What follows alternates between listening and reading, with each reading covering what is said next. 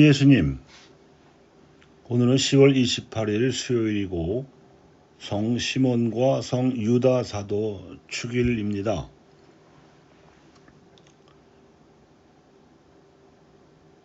예수님께서 뽑으신 12 제자 가운데에서 소명 기사가 알려진 경우는 어부 출신인 베드로와 안드레아 형제, 야고보와 요한 형제 등 이 네 사람과 필립보와 그의 친구로서 나타나엘이라고 기록된 바르톨로메오, 그리고 세리 출신 마테오 정도뿐입니다.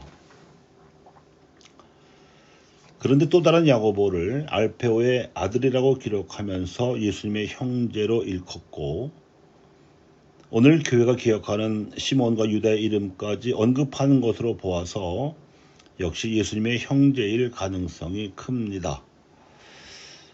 물론 유다는 이스가리옷 유다와는 이름만 같을 뿐 전혀 다른 사람입니다.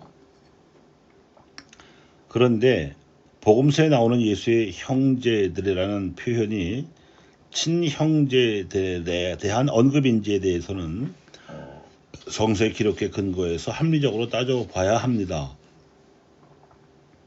우선 당시 쓰이던 언어인 아람어의 표현에는 대가족 제도를 반영하면서도 사촌이라는 말조차 없을 정도로 형제라는 말이 친척 형제들을 두루 포함하는 뜻이 담겨 있었음을 감안해야 합니다. 심지어 사도행전에는 여러 곳에서 사도들 모두에게도 형제들이라고 부르고 있습니다. 그렇지만 대가족 제도에서 집안 어른을 봉양하는 관습은 매우 엄격한 편이었기에 요셉이 일찍 세상을 떠난 후 예수마저 출가하자 친척 형제들이 홀몸이 되신 마리아를 봉양했습니다. 그래서 예수님께서 마귀 두목의 힘을 빌려서 마귀를 쫓아낸다는 고약한 소문이 들려왔을 때 그 친척 형제들이 예수님께 달려왔던 적이 있었습니다. 그때 그들은 자신들이 평소에 모시고 지내던 마리아를 앞장 세워서 달려왔습니다. 아마 정말로 예수님께서 마귀 들려 있었다면, 즉 미쳤다면 어머니를 앞세워서 그분을 뜯어 말려서라도 집으로 데리고 가려고 했던 것이 아닐까 싶습니다. 예수님께서 12살 되시던 해에 예루살렘 성전으로 순례하다가 요셉과 마리아 부부가 소년 예수를 잃어버리신 적이 있었습니다. 그때에도 세 사람의 가족이 겪은 이야기만 나오지 다른 식구에 대한 언급이 나오질 않습니다. 친동생이 있었다면 언급이 되었었겠지요.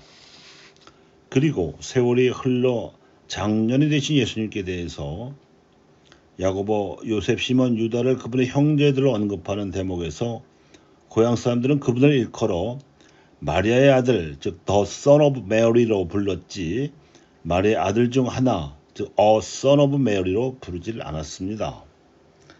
그래서 시몬과 유다도 포함된 예수의 형제들은 친척이지 친형제간이 아님이 드러납니다.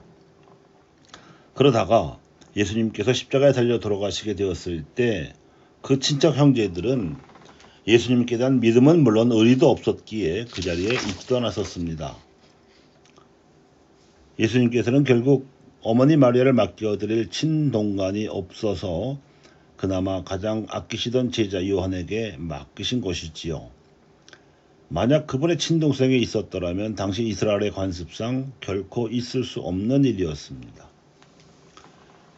이렇게 그 형제들은 그분에 대한 믿음이 없었던 데 비해서 야고보와 시몬과 유다는 12 제자에 포함될 정도로 예수님께 대한 믿음을 지니고 있었습니다. 친형제지간은 아니었더라도 가까운 친척으로서 어려서부터 그분을 지켜보며 잘 알고 지내던 처지였기에 그분을 하느님으로 알아보고 제자가 되어 따르기까지 한다는 것은 쉬운 일은 아니었을 듯합니다. 다른 친척 형제들이 냉담한 심정을 지니고 있던 상황에서는 더욱 그러했겠지요. 그래서 우리는 그 두 사도의 행적에 대한 자세한 정보를 알 수 없다고 하더라도 이러한 출신 배경에 대한 추론만으로도 능히 그 두 사도의 성품과 신앙을 짐작할 수 있습니다. 이와 관련하여 복음화의 관점에서 생각해 볼 것은 혈연 관계에서 같은 신앙을 지니는 일이 과연 그토록 어려운가 하는 문제입니다.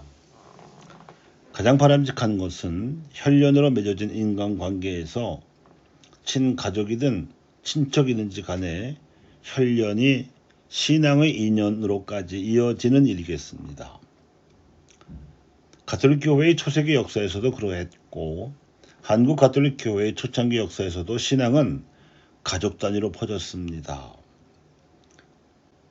유명한 집안이 이벽 성조의 이씨 집안하고 정약용 성조의 정씨 집안이지요.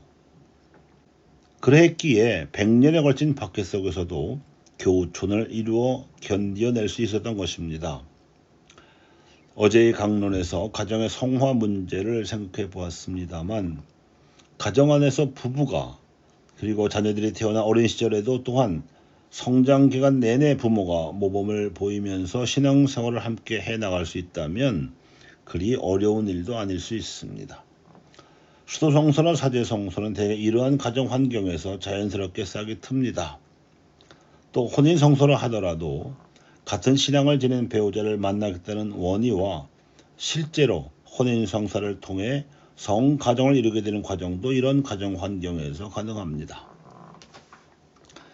하지만 신앙은 어디까지나 개인의 자발적인 동의를 전제로 합니다. 혈연 관계로 맺어진 사이에서도 신앙을 거절한다든지 또는 다른 교파나 다른 종파를 신봉하기로 하는 경우에는 달리 강요할 방법이 없습니다. 오죽하면 예수님조차도 친척 형제들을 설득하지 못하셨겠습니까?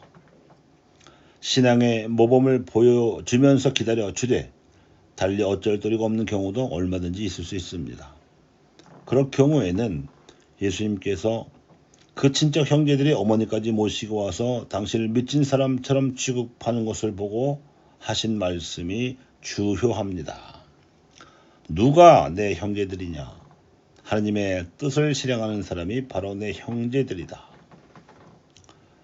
그러니까 신앙의 인연을 맺은 이들과의 관계를 새로운 가족 관계처럼 서로 믿을 만하게 만드는 것이 중요합니다. 혈연으로 맺어진 가족이 같은 신앙을 지니고 있는 경우에라면 더욱더 뜻을 합쳐서 주변의 인간관계를 하느님의 가족으로 삼는 일이야말로 복음화의 첩경일 것입니다. 감사합니다.